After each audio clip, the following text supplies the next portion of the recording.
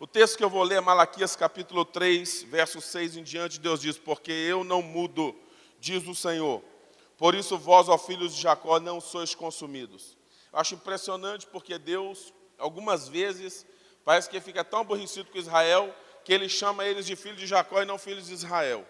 É mais ou menos como se Deus estivesse dizendo: vocês ainda estão voltando a ser Jacó. Esse espírito de Jacó, de esperteza, de querer dar a pernada até em Deus, parece que volta em vocês. Vocês estão tendo atitudes do Jacó e não de Israel. É isso, a identidade velha. Deus diz: eu não mudo, a minha parte permanece firme, mas vocês são volúveis. Diga para esse irmão que está do seu lado: irmão, você não vai ficar mudando mais não. Nem de igreja, tá? Diga: eu vou permanecer firme nos propósitos, no ensino que tenho recebido. Verso 7, Deus diz: desde os dias de vossos pais, vos desviastes dos meus estatutos e não os guardastes. Tornai-vos para mim e eu me tornarei para vós outros. Mas vós perguntais, ou vós dizeis: em que havemos de tornar? Deus estava falando de dízimo, eu já vou abrindo o assunto. Fidelidade. Malaquias é o profeta da fidelidade. Ele vai confrontar vários níveis de infidelidade na história de Israel. Nesse tempo, o que havia então de infidelidade na área financeira, e isso também você vai perceber que desembocou, que também trouxe outros tipos de infidelidade, como a infidelidade do casamento. Outros níveis de infidelidade na família, relacionamentos entre pais e filhos. Entre filhos espirituais e os pais espirituais, que eram os sacerdotes. Vários níveis de quebra de aliança. Deus levanta Malaquias como um profeta para confrontar vários níveis de infidelidade. Deus diz: vocês precisam voltar para mim. Desde os dias dos vossos pais, vocês se desviaram dos meus estatutos e não têm guardado. Diga comigo: essa infidelidade estava passando de geração para geração. O negócio era antigo. Era desde o tempo dos pais, uma geração anterior. Agora a geração presente também está caminhando na mesma infidelidade. Escuta uma coisa: pais fiéis geram filhos fiéis. Pais infiéis geram filhos infiéis. Isso é muito sério.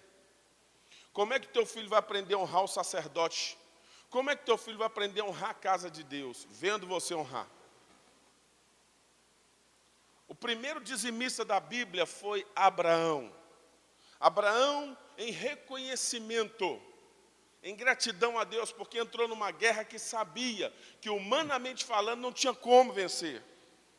Ele vai com 318 filhos da sua casa, do seu clã. Claro, alguns outros vieram também para ajudar nessa batalha, mas Deus concedeu vitória para eles. Isso está lá em Gênesis capítulo 14.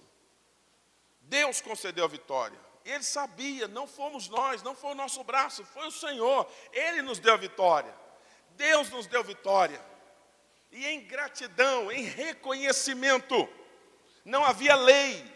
Eu estou falando de dízimo, antes da lei. E quando alguém diz dízimo é coisa da lei, tu errou, irmão, é antes da lei. Primícia é coisa da lei, não, irmão, você errou de novo, é antes da lei. Entra na lei, todos os dois, e é também sancionado por Jesus na graça.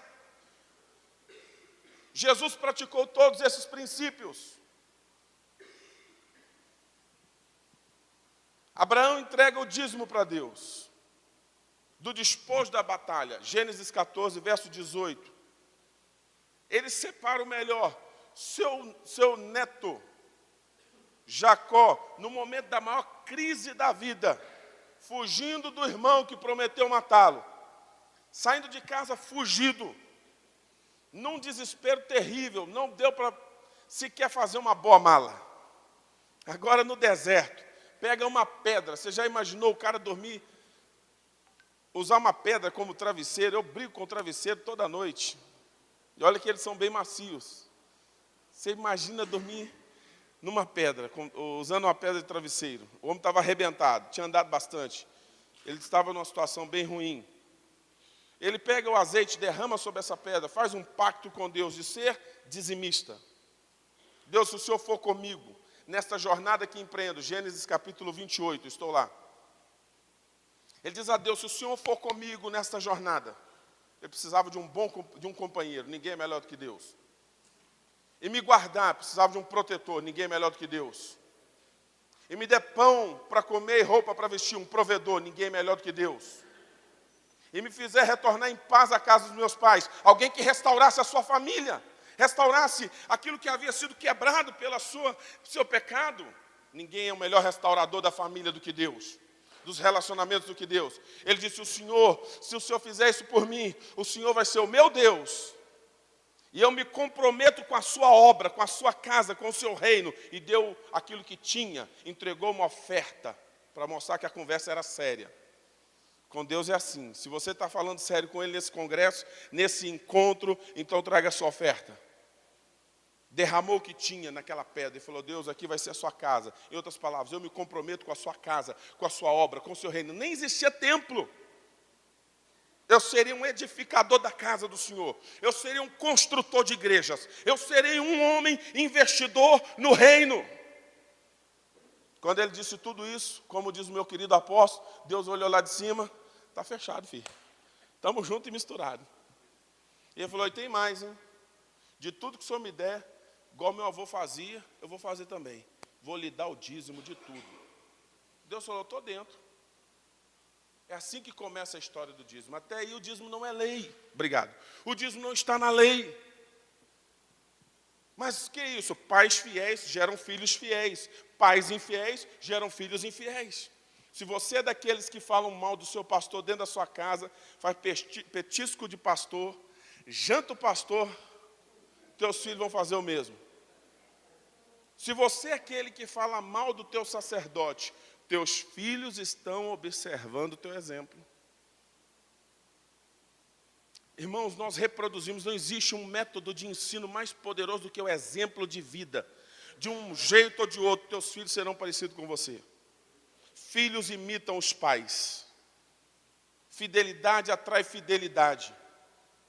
Decida ser fiel, porque a sua geração será marcada pela sua história, pelo seu histórico, pelo seu testemunho de fidelidade.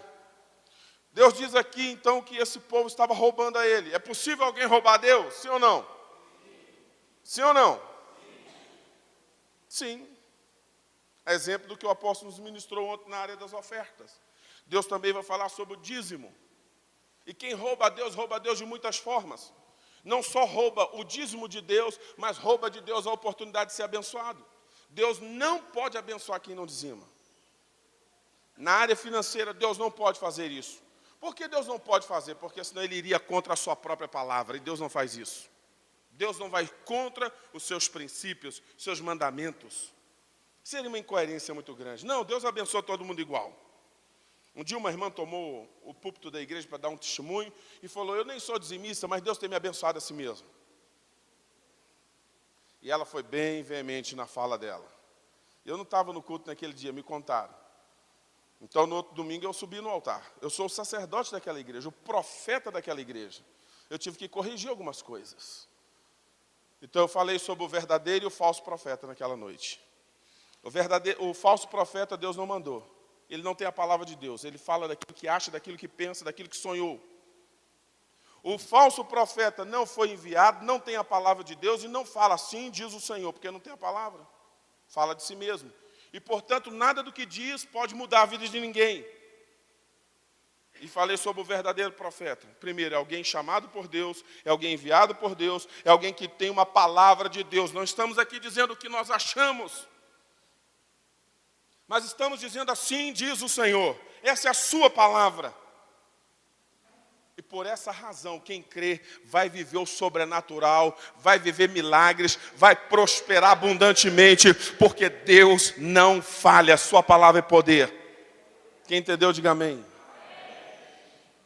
Deus diz a esse povo, vocês me roubam nos dízimos, e por isso vem maldição. Nós não podemos esperar ser abençoados no engano. Isaías 61, Deus diz, eu odeio a iniquidade do roubo. Não vamos prosperar no engano. com mentiras. Com maldição sois amaldiçoados. A nação inteira tem perdido, não é só porque temos corruptos, é porque a igreja tem sido corrupta. Ei, isso é para nós e é doído falar isso. É dolorido dizer isso. Mas nós temos sido mentirosos tantas vezes. Temos sido infiéis. Eu espero que você saindo daqui, o seu cartão de dízimo não tenha mais lá alguns dentes faltando. Como disse um irmão, o meu cartão não está banguelo. Porque tem uns cartõezinhos, naquela época dos cartõezinhos, que alguns cartões faltavam alguns dentes. Principalmente no final de ano e no início do ano. Eu até hoje ouço algumas perguntas. É para dar o dízimo do 13º? A Bíblia diz, trazei todos os dízimos. Todos. À casa do tesouro, para que haja mantimento na minha casa. E depois você faça a prova de mim, diz o Senhor. E você vai ver o que eu vou fazer. E Deus já avisa, vou abrir as janelas dos céus e derramar bênção sem medida. E Deus é fiel para cumprir isso. E o problema de Deus é que quando não praticamos, nós estamos dizendo explicitamente que não acreditamos nessa palavra. Vocês estão aqui ainda? Eu quero dar uma saída daqui agora. Quero voltar lá para Abraão. Abraão foi o primeiro dizimista. Jacó entregou o dízimo pelo testemunho do avô. Deus abençoou aquele homem. Em Gênesis capítulo 14, verso 18, diz que alguém veio para receber aquele dízimo. É impressionante, porque ele não estava lá. Aparece um sujeito, deixa eu entrar numa parte mais, vou tocar nos negócios mais fortes aqui na teologia. Diz que vem um homem chamado Melquisedeque, é rei de Salém. Salém é uma abreviação de Jerusalém. Mas essa cidade aí nesse tempo, embora existisse, estava nas mãos dos povos lá, amorreus e outros mais. Esse é de Jerusalém, rei de Salém. Traz duas coisas que a gente conhece muito bem. Pão e... Quem deu pão e vinho para os discípulos? Diz o texto, ele era também como sacerdote do Deus Altíssimo, se nesse momento Deus não tinha ungido nenhum sacerdote na terra. A Bíblia diz que esse Melquisedeque, que é rei e é sacerdote, diga comigo, rei e sacerdote, que dá pão e vinho para o Abraão, antecipam a ceia, né? Eu já estou entregando a revelação, né, irmãos? A Bíblia diz que ele abençoa o patriarca. O maior de todos, humanamente falando ali, é Abraão, nessa relação com Deus. Mas esse é maior do que Abraão. Aparece do nada. Abraão tem vitória sobre a guerra contra os seus inimigos lá, que haviam levado aquela turma de reis lá, que levaram inclusive o rei de Sodoma e aquele pessoal. Aquelas guerras que aconteciam de tempos em tempos. 5 reis brigaram com outros 4 e Abraão vai lá para libertar o sobrinho. E Deus dá vitória. Eu estou resumindo a história, você conhece. A Bíblia nos mostra claramente que ele dá pão e vinho para Abraão, e Abraão entrega o dízimo. Sim ou não? Deixa eu me localizar aqui. E abençoou Abraão, verso 19, e disse, bendito seja Abraão pelo Deus Altíssimo, que possui os céus e a terra, e bendito seja o Deus Altíssimo, que entregou, diga entregou. E a Bíblia diz, os teus adversários nas tuas mãos, e de tudo lhe deu Abraão o dízimo.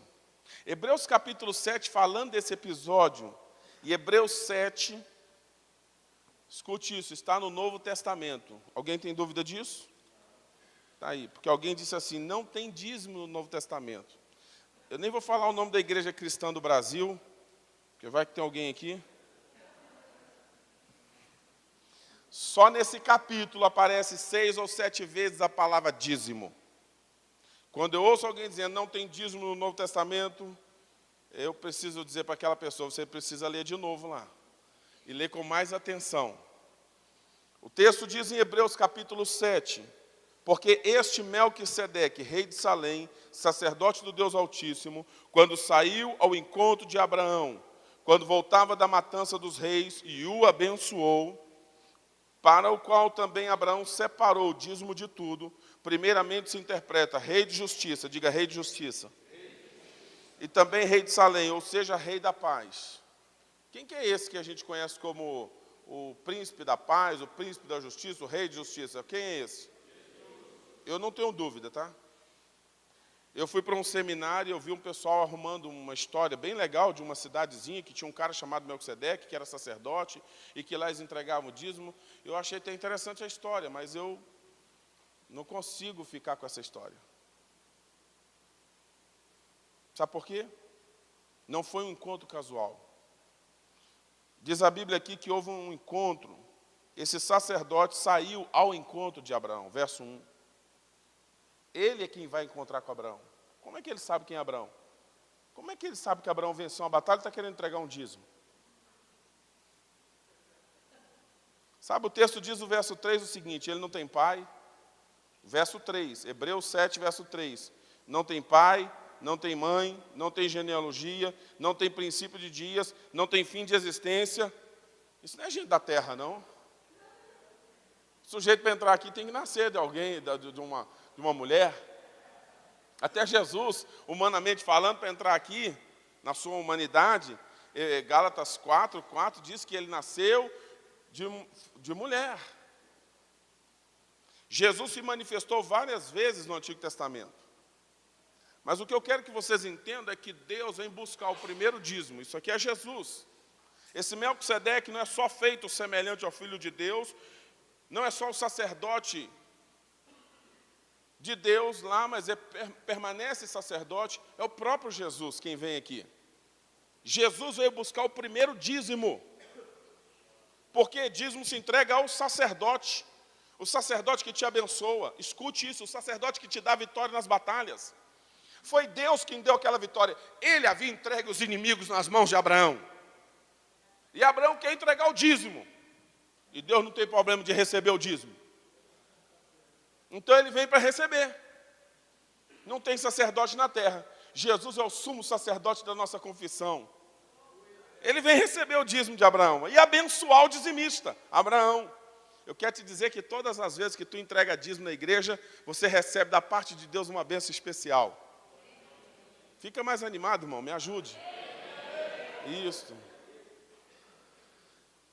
Escute, é forte isso. Jesus veio buscar o primeiro dízimo, e a Bíblia diz: considerai como era grande esse a quem Abraão, o patriarca, pagou o dízimo tirado dos melhores despojos. Verso 5, ora, os que dentre os filhos de Levi recebem o sacerdócio, têm mandamento de recolher, de acordo com a lei, os dízimos do povo, ou seja, dos seus irmãos. Diga, sacerdote, tem mandamento de Deus de recolher o dízimo do povo. Não fique chateado se o teu sacerdote lhe chamar para uma conversa, porque você está inadimplente. Ele tem a autoridade de Deus para fazê-lo, para recolher, para chamar você de volta à fidelidade. Cadê o dízimo do Eterno? Cadê o dízimo do Senhor? Cadê o dízimo de Deus? Quem recebe o sacerdócio tem essa autoridade. Verso 6, entretanto, aquele cuja genealogia não se inclui entre eles, recebeu os dízimos de Abraão. Diga, só sacerdote. O sacerdote que me abençoa, o sacerdote que ministra a vitória sobre mim, pode receber o meu dízimo. O que isso significa? Você não pode sair dando dízimo para toda a igreja. Eu acho que a minha igreja não precisa, eu estou com um dízimo de 100 mil reais. É muito dinheiro, então eu vou na igreja do pobrezinho ali, daquele pastor que tem tanta dificuldade, aquela igreja ainda de madeira, e eu vou lá deixar pelo menos 50 mil lá para eles. E vou levar mais uns 30 na outra ali, e vou chegar na minha igreja com 20 mil. Está bom demais, nossa igreja está bem. Você não tem autoridade para administrar o dinheiro de Deus. E quando entregar na igreja, não seja manipulador. Tu não é Jezabel? Antigamente tinha os manipuladores do dízimo na igreja. Alguns donos de igreja, antigamente era falado assim, falava para o pastor: entreguei o dízimo hoje, hein, pastor? Meu dízimo foi bom, hein? Dízimo gordo. Está cheio de gordura mesmo. Então, foi um dízimo grande. Eu quero que pinte a igreja. Nossa igreja está precisando de cadeira, precisando de banco. Tem que arrumar os bancos da igreja, pastor. É o espírito de Jezabel manipulando a autoridade. Sua parte é até o altar. Entregou, daqui para frente é com o sacerdote. Nem o tesoureiro pode manipular o sacerdote.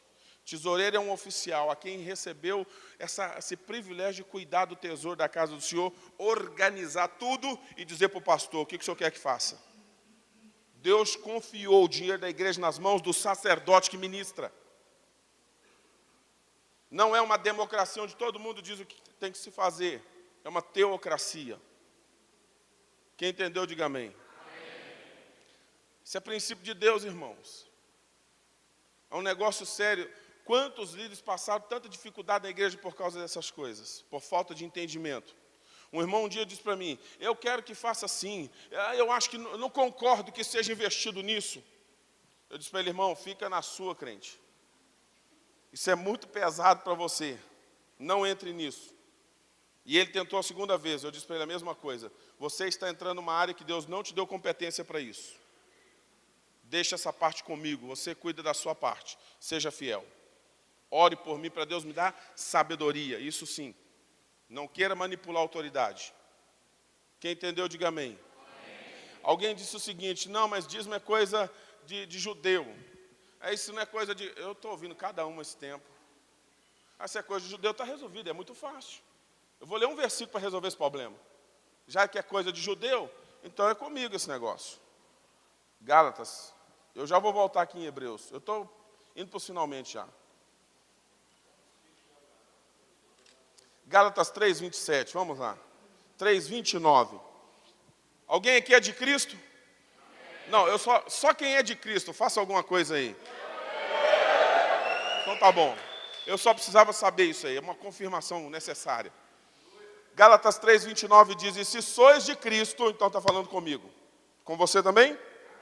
Também sois descendência de Abraão e herdeiro segundo a promessa. Então sou descendência de Abraão, sou judeu também.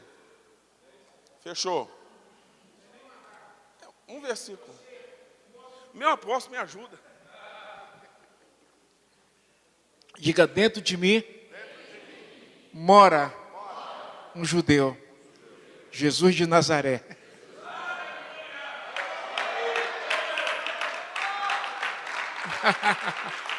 Tira ele para ver como é que vai ficar. O que valorizou aquela jumentinha lá era o cara que estava em cima dele. O judeu mora aqui dentro, amados. Amém? Amém. O resto é papo furado. Pessoal, comenta.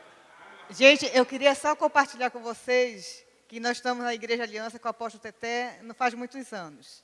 Mas o que me chamou a atenção, que quem recolhe a oferta lá são pastores. Todos que estão ali na frente.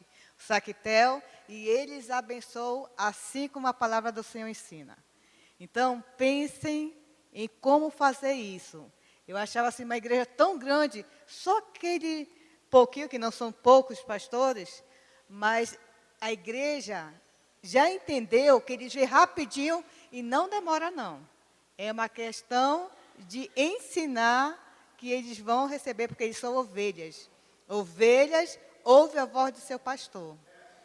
Ovelhas, ouve a voz do seu pastor. Ensinem, deixem eles ouvirem, porque eles vão confiar e vão ver na palavra, como vocês estão vendo aqui. Tem muitas igrejas que não colocam a palavra, mas quando a gente coloca a palavra, a gente vê a diferença na recepção deles, porque eles não estão só ouvindo, eles estão vendo. Amém? Forte. Agora preste atenção numa coisa. Irmãos, são tantos detalhes, faltaria tempo para a gente falar sobre isso hoje. Mas nós vamos entrar no entendimento do que Deus está nos dando aqui, amém. O verso 8 de Hebreus, capítulo 7, diz o seguinte, para fechar essa conta aqui. E já avisando aos irmãos outra coisa. E você sabe quem falou isso aqui, que eu acabei de dizer, que diz uma coisa de judeu? É alguém que era pastor, que não está mais na igreja. E que não está congregando. Se eu não estiver errado, eu também não quero colocar culpa demais sobre a pessoa que não existe. Eu não sei se é esse aí, não sei se é esse certo, mas até a família já deixou. Esse homem, escuta o que eu estou te falando, isso é gente lá de Curitiba, não está na igreja, não congrega, quebrou aliança com o sacerdote da igreja, não está congregando, está escrevendo um livro contra dízimo. Esse é um espírito de Satanás na pessoa. Como que pode essa pessoa lutar contra Deus e contra a obra de Deus? Deus vai quebrar essa pessoa.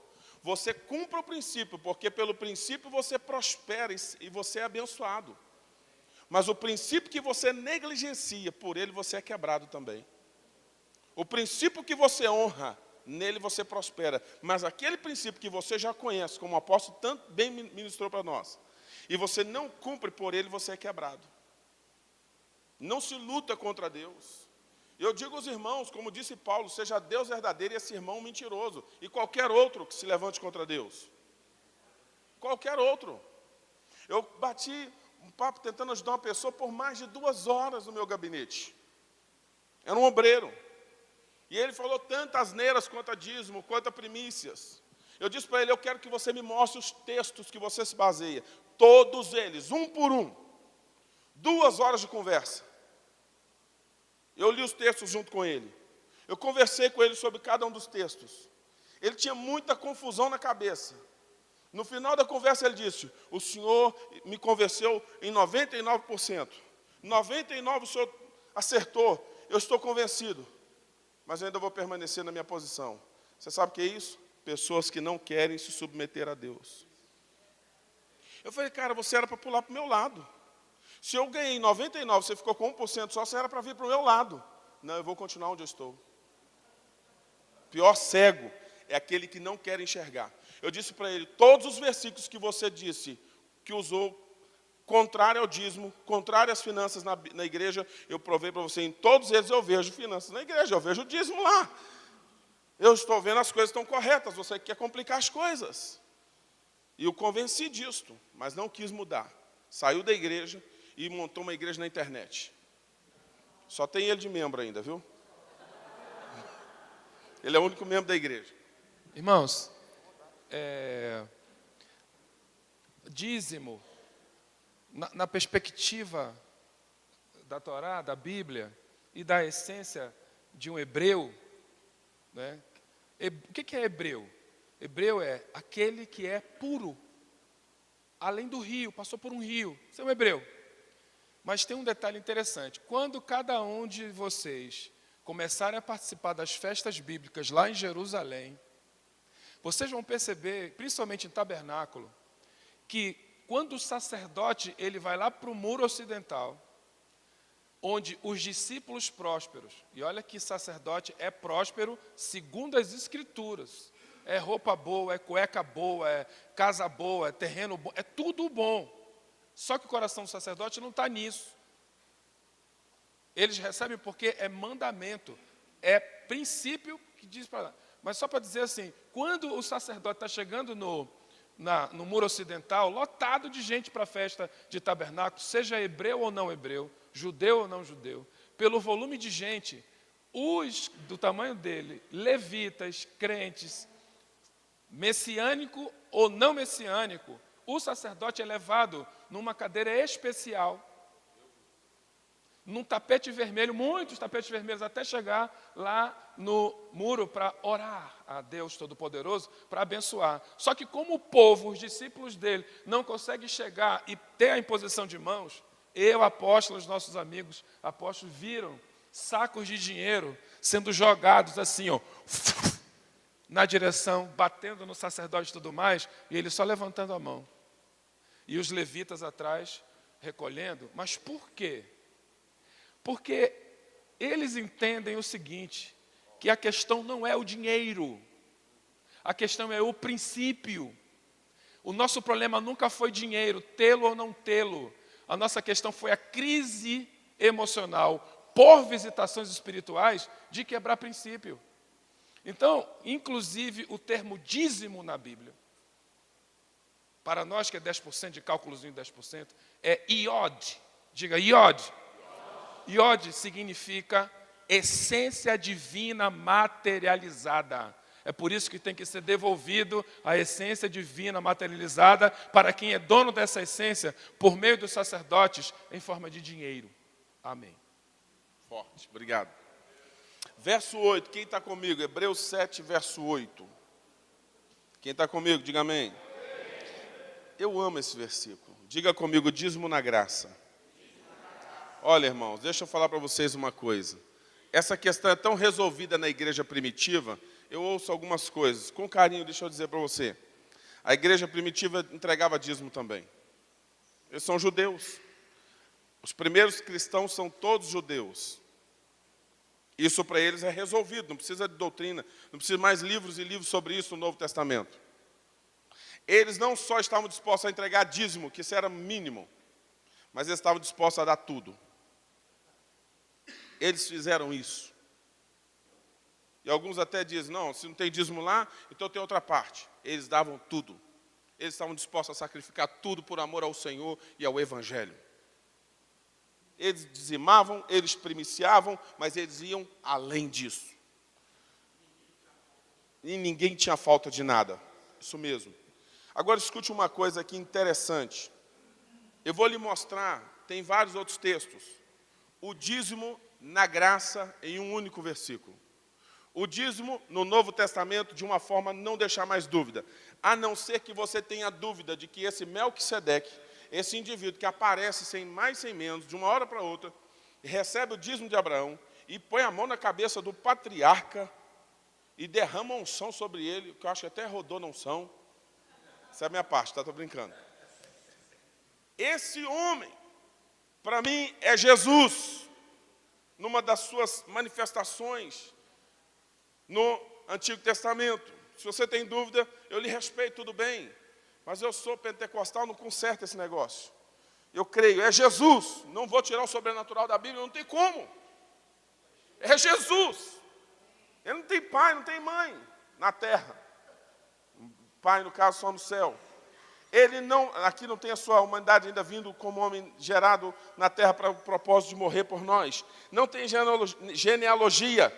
Não se tem princípio de dias nem fim de existência. Isso não é um ser humano da terra. A gente tem começo, meio e fim aqui.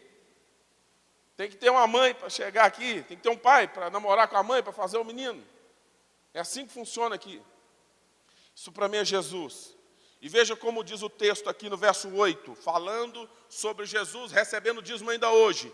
O dízimo é de Deus, lembre-se disto, Levítico 27, o dízimo é de Deus. E quem não entrega, tem que entregar com imposto a mais, 20% a mais. Essa pregação a gente não gosta de fazer na igreja, mas é preciso, eu já fiz lá na nossa. É o quinto. É o imposto porque você usou o dízimo, passou 30 dias, não entregou aquele dízimo ao Senhor, usou o dinheiro de Deus. Deus não empresta dinheiro. Deus não empresta dízimo. Não, eu peguei emprestado o dízimo, apóstolo. Mas como? Deus não faz empréstimo. Deus manda você entregar e esperar um milagre. Deus manda você devolver e esperar que Ele supra, que Ele faça. Ah, mas eu peguei emprestado, que eu estava apertado, não sei o quê. Então tá bom, você vai devolver o dízimo e mais 20% daquele valor. Vocês estão aqui ainda ou não? Verso 8, fala agora do dízimo na graça. Eu repito, eu vou lhe mostrar como ainda hoje, agora, Jesus está recebendo os dízimos no céu. Verso 8 diz, aliás, falando dos sacerdotes, aqui são homens mortais que recebem dízimos, falando a respeito dos sacerdotes, homens mortais que recebem os dízimos. Mas ali, certamente o escritor do livro de Hebreus apontou para o alto e disse, ali na glória, no céu, aquele de quem nós damos testemunho que venceu a morte e que está vivo, ele recebe os dízimos do povo. Jesus recebe o teu dízimo ainda hoje. Quando vem o pastor Josué para cá, isso é um sinal. Eu estou entendendo, Senhor. Ele vem assim, eu já entendo a revelação. Diga, Jesus, ainda hoje, recebe o meu dízimo. Ou tem um outro que é a igreja primitiva e que nós devemos dar testemunho de que ele vive. Tem algum outro?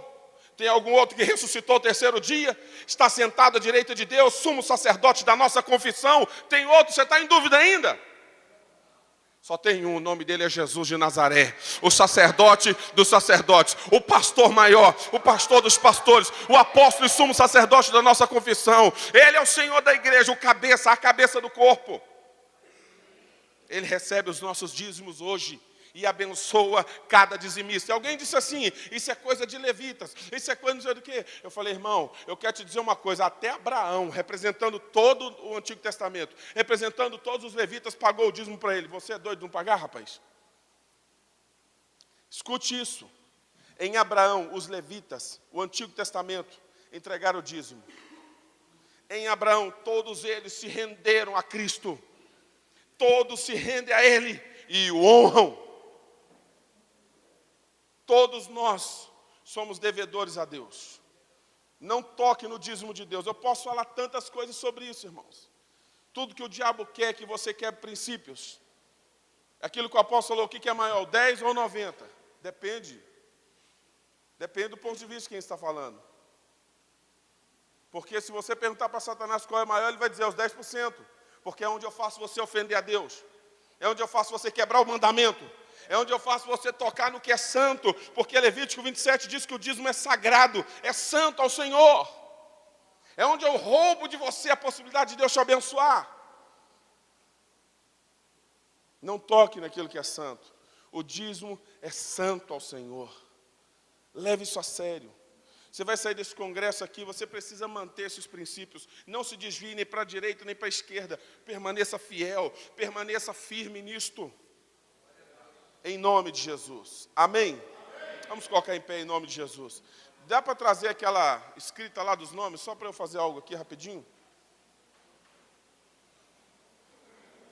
Dízimo você não dá para missões. Eu vi um pessoal que fazia o quê? Pegava o dízimo, não vou depositar para missões. Oh, que generosidade, está errado. Dízimo você entrega na sua igreja, onde você congrega, onde você recebe o pão, o alimento. Lá você dizima, no teu sacerdote. Você quer fazer missões? Pegue uma oferta voluntária e mande para aquela missão. Faça uma oferta extra, voluntária, e mande para aquela missão. Alguém me perguntou, apóstolo, como que eu dou o dízimo? Do líquido ou do bruto? Irmão, depende de quanto você quer receber. Do seu coração generoso. Apóstolo, é obrigado a dar do líquido, irmãos? Eu entendo, Raimon. Você dizima do que recebe. A Bíblia é muito clara disso. Do que Deus me deu, eu separo os 10% do dízimo. Do que Deus me deu. Agora, se você tem fé para ser abençoado no bruto, irmão, você é livre para entregar do bruto também. Quer entrar